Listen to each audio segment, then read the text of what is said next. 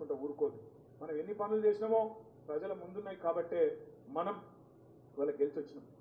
ఆయన అంటాడు కేసీఆర్ ఆనవాళ్ళు దుడి చేస్తా అంటాడు.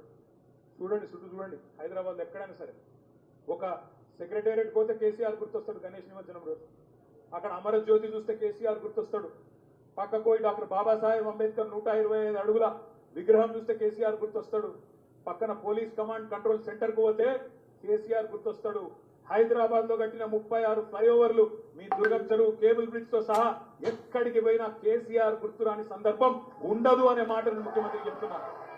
కేసీఆర్ ఆనవాళ్ళు లేకుండా చేయాలంటే, కేసీఆర్ ఆనవాళ్ళు లేకుండా చేయాలంటే బాబు చిట్టినాయుడు, కేసీఆర్ ఆనవాళ్ళు లేకుండా చేయాలంటే తెలంగాణ లేనినాడ కేసీఆర్ అనేట ఆయన మర్చిపోతారు. తెలంగాణ ఉన్నంత కాలం చిట్టినాయుడు గారు ఎంత ప్రయత్నం చేసినా కేసీఆర్ గారిని మరిపించే సత్తా మాత్రం ఉండదు.